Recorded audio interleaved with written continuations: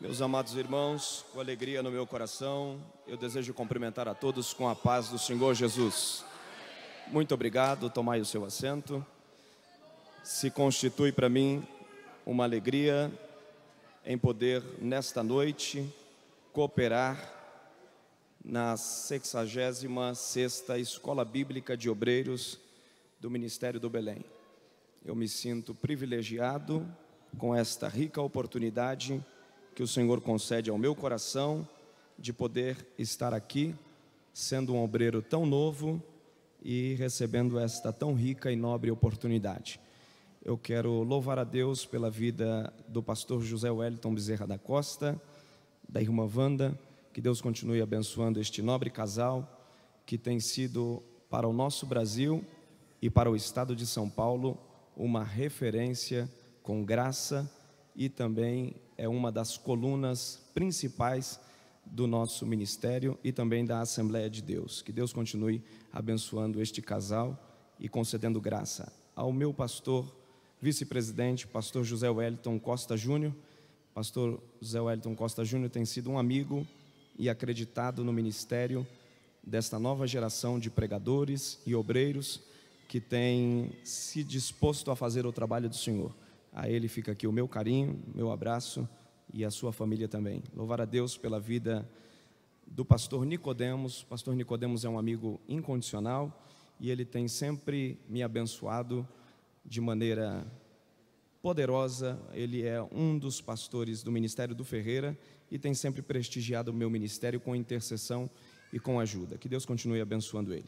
Louvar a Deus pela vida do meu pastor setorial, pastor José Miguel, junto com a sua esposa, a irmã Mara, que tem me apoiado incondicionalmente neste setor de trabalho.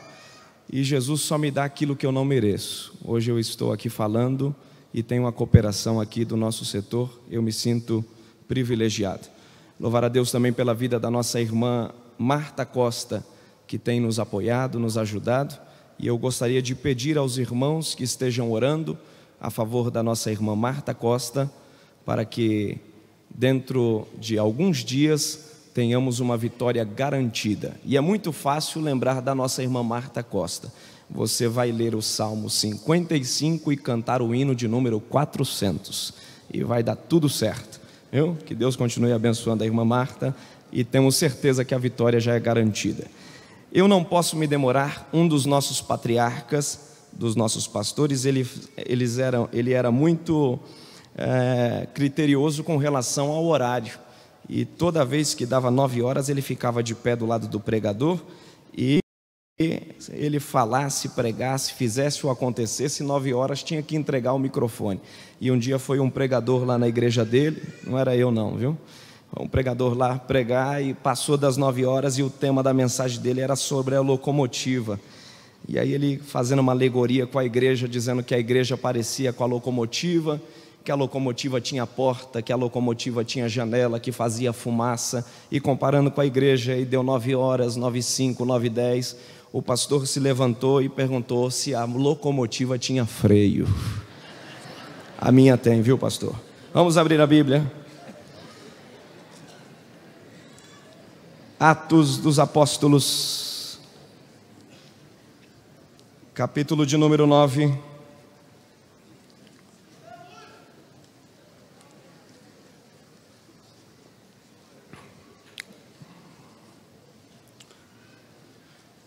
Versículo de número 36. Livro de Atos, capítulo de número 9, e o versículo de número 36. Havia em Jope uma discípula chamada Tabita, que traduzido quer dizer Dorcas. Eu vou repetir. Havia em Jope uma discípula chamada Tabita, que traduzido quer dizer Dorcas. Quando nós olhamos para o livro de Atos dos Apóstolos, nós entendemos que esse escritor ele fala sobre grandes homens no livro de Atos. E ele fala de homens que mantiveram uma vida de santidade, de ousadia, de sofrimento, de oração, de fraternidade e também de união.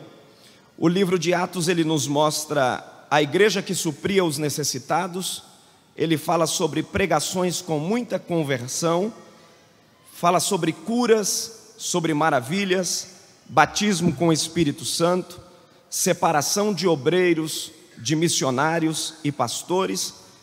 No livro de Atos, o Espírito Santo tem uma ação tão profunda que ele chega a matar 2 mentirosos que aparecem na igreja de Pedro, que chega com uma oferta pela metade, porque eles venderam uma propriedade, e nessa ocasião, ao vender a propriedade, eles vão até Pedro, e quando vê a quantidade do valor em que estava para passar ao pé dos apóstolos, perceberam que era uma quantidade alta, e Ananias diz para Safira: é melhor que deixemos pela metade e coloquemos aos pés dos apóstolos a metade da oferta.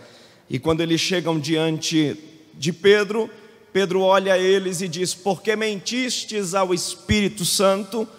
Aquele homem cai, morre, os jovens fazem o seu funeral, e mais tarde vem Safira, que de nada sabia, e passa pelo mesmo processo, e o livro conta sobre diversas obras que acontecem. Também fala sobre os primeiros mártires, mas considerando todos os destaques deste livro, esse é o único livro bíblico que não termina, pois no seu capítulo de número 28, o escritor diz que a igreja crescia com autoridade, com poder, pregando o evangelho sem que houvesse nenhum impedimento.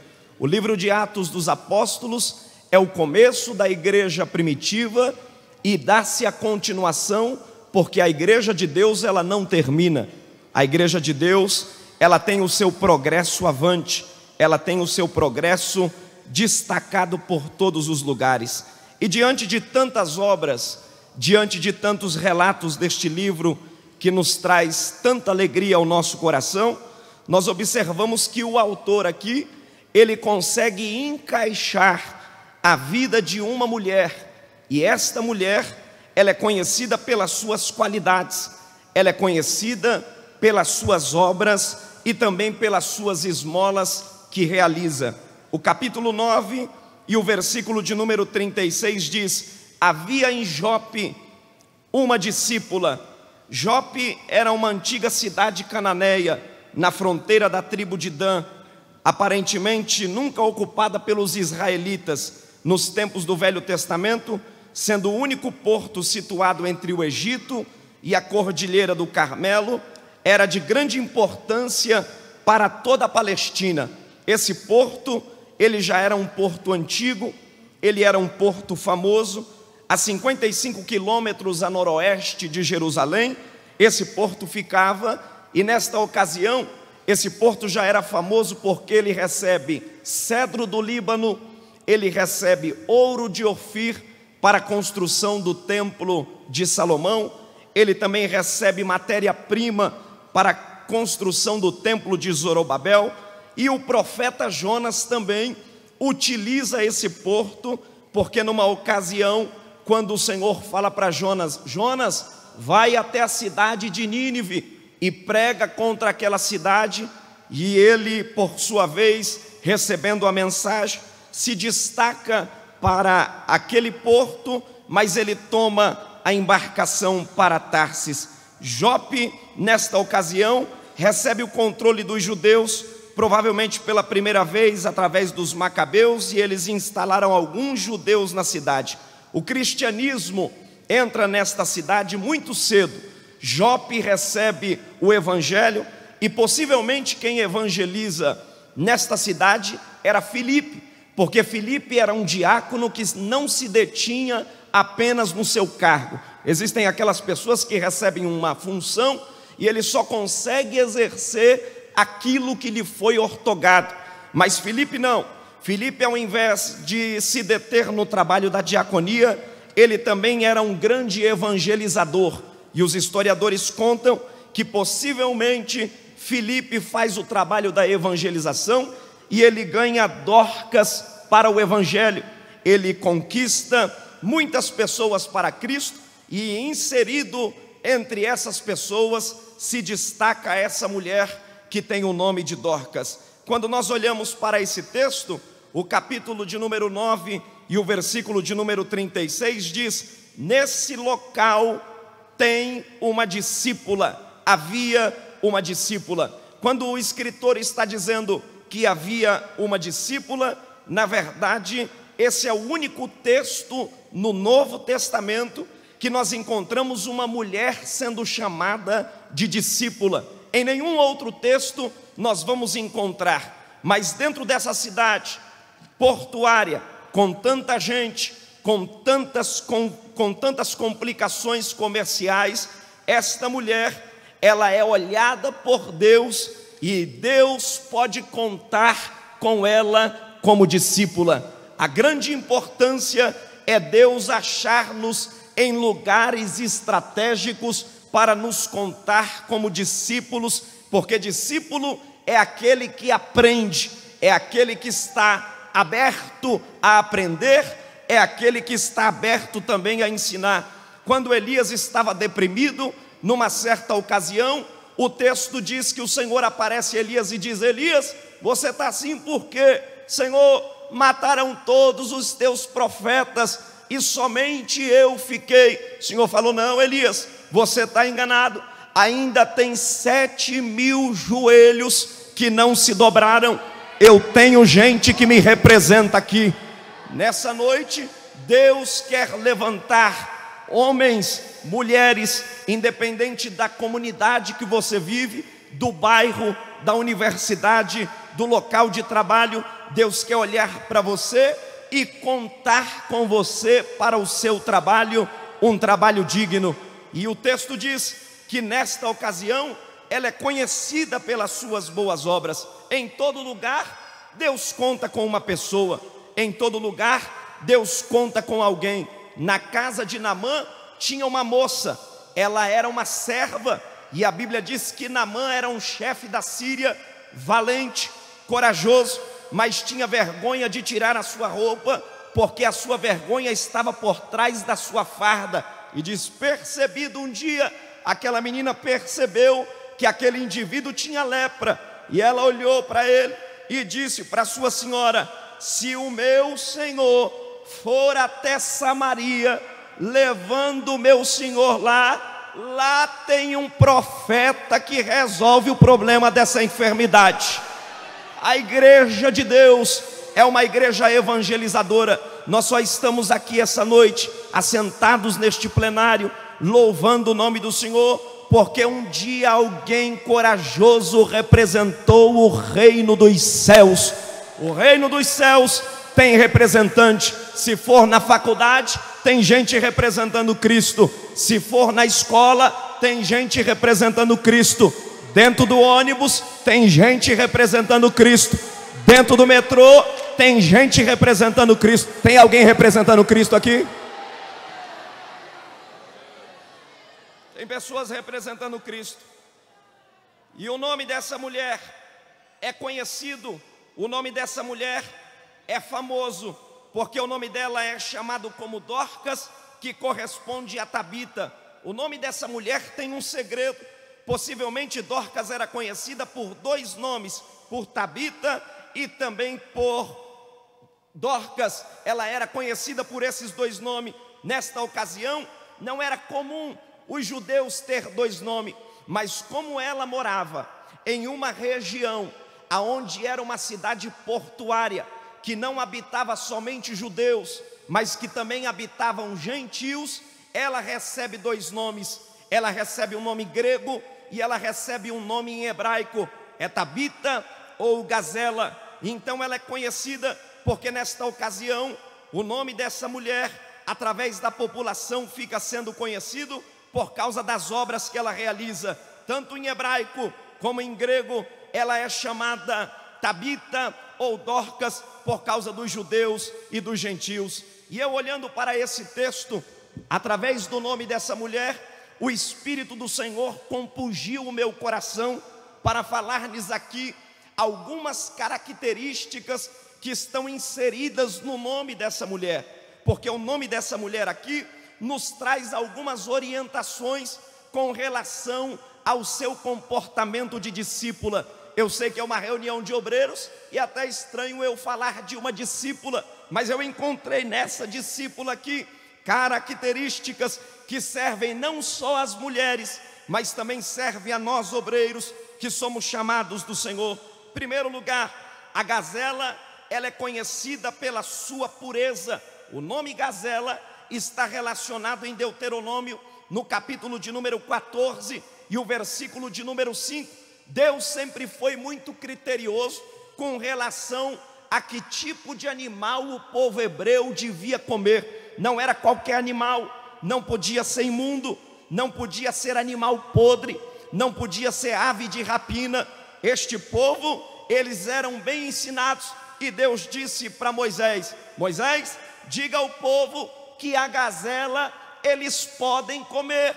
E também para a lei do sacrifício, não era qualquer tipo de animal que se colocava na mesa do sacrifício. Quando se fazia um sacrifício, os escritores contam que ao chegar diante do sacerdote para que fizesse o sacrifício, havia um inspecionador de animal. E esse inspecionador de animal, ele olhava, porque não podia ser ave de rapina, não podia ser animal sujo. Então quando chegava, às vezes comprava esse animal em uma cidade distante, e ele vinha bonito, mas de acordo com o tempo percorrido da viagem, o animal sangrava, machucava, se feria e não podia ser aceito, porque Deus era criterioso. Não podia ser animal podre, não podia ser estragado. Às vezes estava bonito por fora, mas quando o inspecionador abria, por dentro estava imprestável. O Salmo 15 tem uma pergunta: Senhor, quem habitará no teu santo monte? E quem morará no teu santo templo? E a resposta diz: aquele que pratica justiça e que ama a sinceridade e que fala verazmente.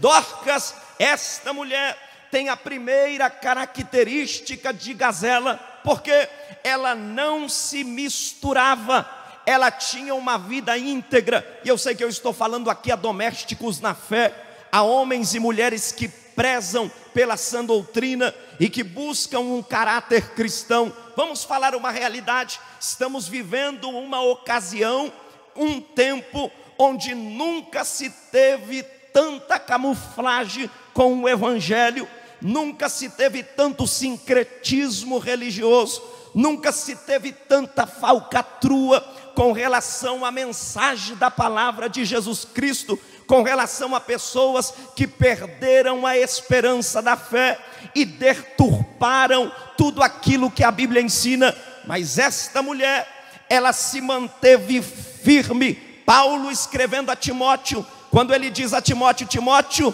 conserva piamente o dom de Deus que foi posto em ti por imposição das mãos do santo ministério. Eu devo dizer aqui nesta igreja, esta noite, que Deus está a fim de achar não gente bonitinha, porque bonitinho tem um monte por aí. Deus está a fim de achar não gente engomadinha que fala bonito, de voz aveludada, de bom poder aquisitivo. Deus está a fim de achar pessoas transparentes, limpas, verdadeiras, cheias de coragem, revestida de poder. O texto conta uma história que tinha uma mulher que ela gostava de viver uma vida de fingimento. Era mulher de Jeroboão. Você pode perceber que toda pessoa atrapalhada gosta de profecia, gosta de profeta, para o profeta profetizar para ele aquilo que ele quer ouvir. E o texto diz que, como Aías era profeta, já havia profetizado para Jeroboão que ele seria rei. Aí ele estava com a vida toda enrolada. Ele disse para sua mulher: vai lá na casa do profeta, mas se você for desse jeito, ele vai desconfiar que é você. Então pega pão, pega um jarro de mel, se prepara, troca o disfarce, põe outra roupa e vai na casa dele fingindo ser a outra, porque ele vai profetizar que o menino vai ser curado. Só que quem ora não come gato por lebre. Quem ora não é enganado. Você está orando? Você está orando? Você está orando? Se você está orando, a unção de Deus que discerne todas as coisas não vai deixar você atrapalhado. O texto diz que ela se prepara, ela se veste, e aí ela está se preparando, pega o jarro de mel, pega os pães e vai para a casa do profeta. E o texto diz que o profeta era velho e era cego, ele já era idoso. E aí quando ele está na sua câmara, ele está em casa, daqui a pouco chega a mulher de Jeroboão, batendo na porta. Quando ela bate a porta, o texto diz que Aías abre a boca dentro de casa: entra, mulher de Jeroboão, que o teu disfarce já foi revelado. Sabe para que nós estamos aqui nesta noite?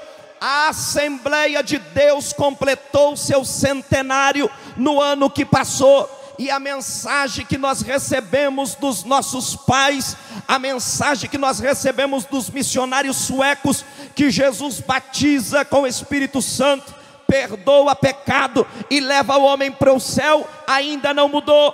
Ainda que venha alguém querendo colocar outra máscara, ainda que venha alguém querendo mudar a liturgia do culto, ainda que venha alguém implantando novos sistemas, a gente ainda canta hino da harpa, fala língua estranha, dá glória a Deus. Essa é a mensagem verdadeira. Está na hora da gente fechar a porta.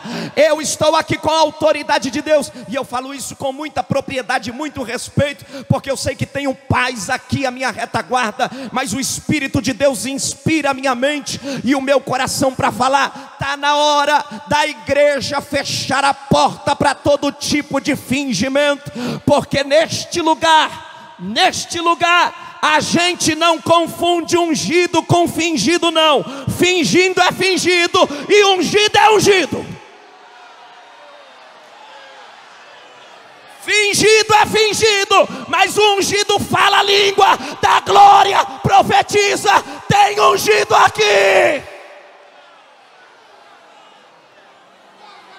Glória a Deus, glória a Deus.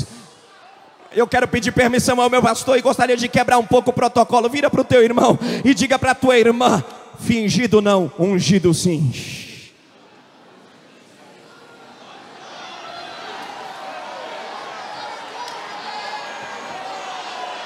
Fingido não.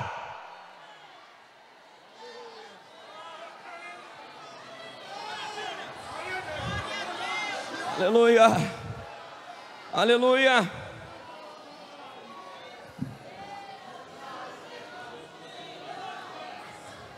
Segundo aspecto da gazela, a gazela se adapta a qualquer lugar do deserto.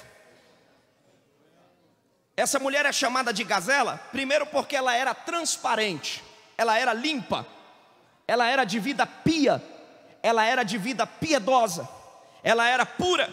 Segundo, ela é chamada de gazela porque ela se adapta a qualquer estilo de vida. A gazela é um animal preparado para viver no deserto e não passa sede por muito tempo.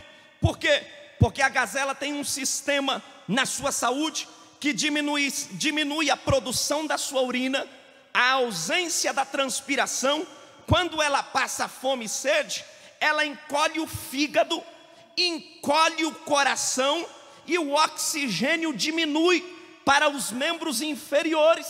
Então ela não consegue sentir sede e ela convive com uma situação por muito tempo no deserto. Ela gasta menos respiração e não sente sede. Dorcas é chamada para ser uma mulher como gazela porque ela morava em uma cidade costeira.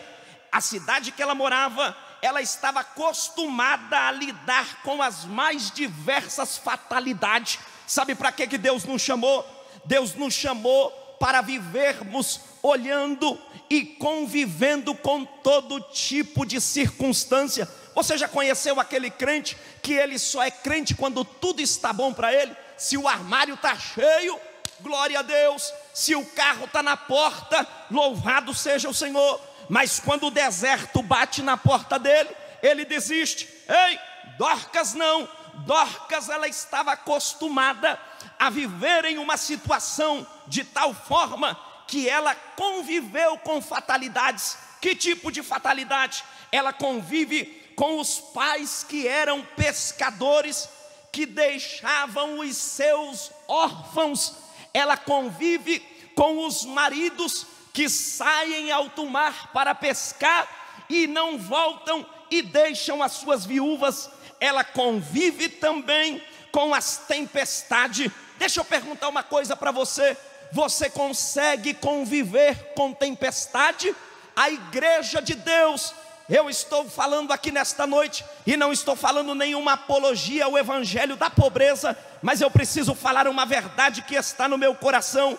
A igreja de Deus precisa estar aprendendo a conviver com todo tipo de situação. As tempestades, primeiro, elas são perigosas. Segunda, são surpreendentes. E terceiro, elas são inadministráveis. Ninguém espera uma tempestade, porque a tempestade, quando vem, derruba a casa. Tempestade, quando vem, quebra a barraca. Tempestade, quando vem, mata a gente. Ninguém está pronto para uma tempestade, porque quando a tempestade chega, chega o luto. Quando a tempestade chega, chega o desemprego. Só que Dorcas estava pronta. Paulo também é um homem pronto. Paulo disse: eu aprendi a administrar tudo. Eu aprendi a sentar em mesa farta, mas eu aprendi a sentar em mesa que não tinha nada. Eu aprendi a comer bem e aprendi a passar necessidade. Eu aprendi a vestir terno de marca e aprendi também a me vestir de cinza. Posso todas as coisas. Aleluia, aleluia. Eu vim dizer para você aqui nessa noite que essa tempestade vai passar. Essa tempestade vai passar. Eu tenho uma notícia para você: se você suportar a tempestade, ela vai passar. Salmos 30, o verso 5 diz: o choro dura uma noite, mas de manhã vem chegando, vem chegando, vem chegando, vem chegando, vem chegando. Eu quero profetizar aqui, porque a minha boca é boca de profeta aqui nessa noite, e eu quero utilizar da palavra que Deus está me dando. Eu vim pregar aqui, e eu estou pregando para homens e para mulheres, e eu estou pregando para gente aqui que está na costeira da cidade. Tem gente aqui que mora no subúrbio do subúrbio. Tem gente aqui que ganha metade de um salário mínimo. Tem gente aqui que suou o dia todo para chegar aqui hoje. Tem gente aqui que pegou mais de 5 condução para chegar aqui hoje. Mas eu vim te dizer, não sou pessimista não. Pode ser que ela dure um mês, pode ser que ela dure um ano, pode ser que ela dure 10, mas nós vamos fazer que nem Abacuque. Ainda que a figueira não floresça, ainda que não haja fruto na vide, todavia. Você pode levantar a sua mão. Levante a sua mão e glorifique a Deus. Levante a sua mão e glorifique a Deus, porque vai passar.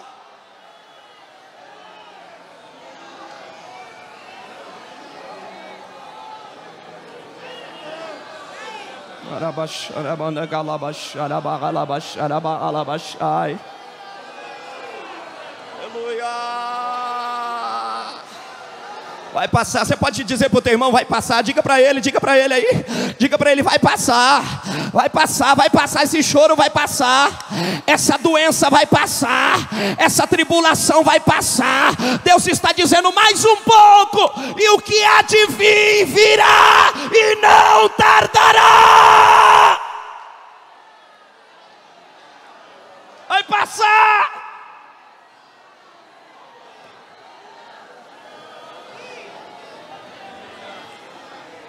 Aleluia, glória a Deus.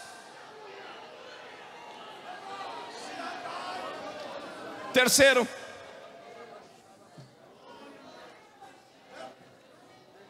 é a velocidade da gazela. A gazela é um dos animais mais velozes do campo. Ela só perde para o predador dela, que o predador dela se chama o leopardo ou o guepardo. O leopardo, ele corre 110 quilômetros por hora. E a gazela corre aproximadamente 70 quilômetros por hora.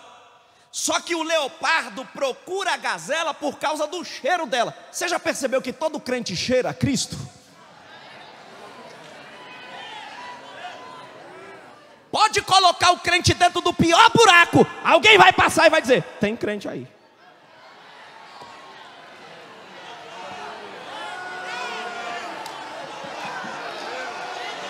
Arabahaia, Shébia.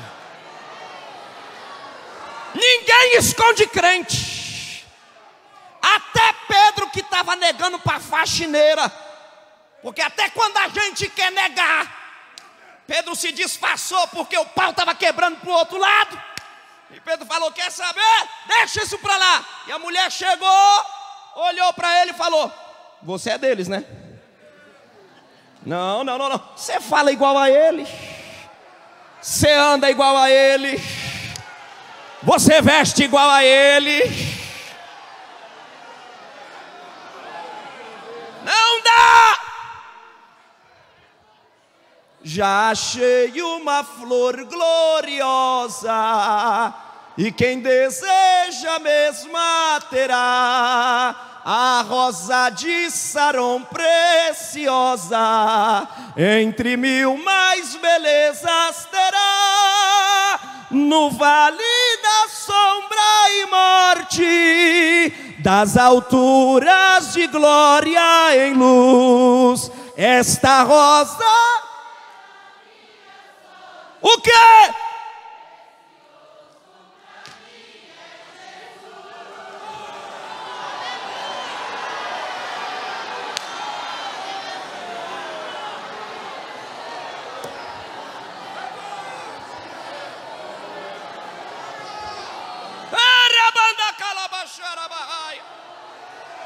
Não adianta negar que você cheira ele.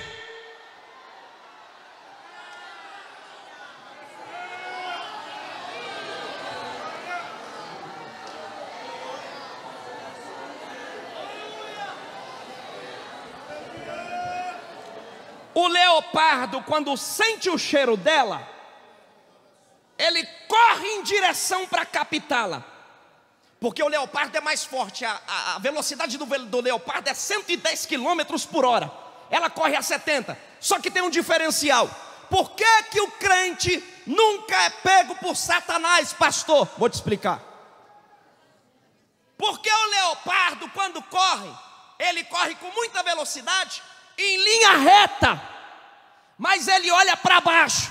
A gazela corre a 70 quilômetros, fazendo curva, porque o caminho do justo só Deus conhece. E enquanto o leopardo corre olhando para baixo, a gazela corre olhando para cima. Ai, eu vou perder a ética aqui já já.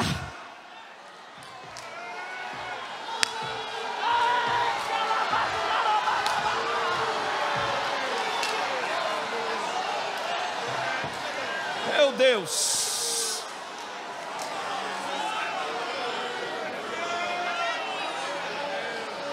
Não te pegaram ainda, porque você está olhando para cima, rapaz. Você está olhando para cima, não é tua força não. Você está achando que o pastor Zé Wellington está aqui, o pastor do Wellington, os pastores que estão aqui, a irmã Wanda está aqui, porque são corajosos, porque corre bem? É nada, está olhando para cima. Assembleia de Deus chegou onde chegou, porque está olhando para cima.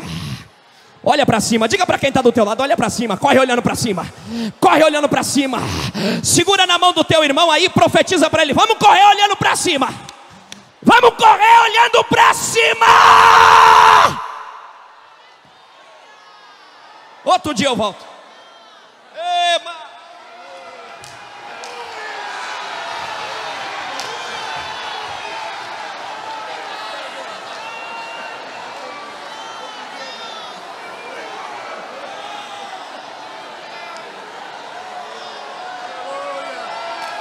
Aleluia! Glória a Deus! Aleluia! Glória a Jesus! Aleluia! Glória a Deus! Aonde estão os crentes que estão olhando para cima, por favor? Amém! Glória a Deus!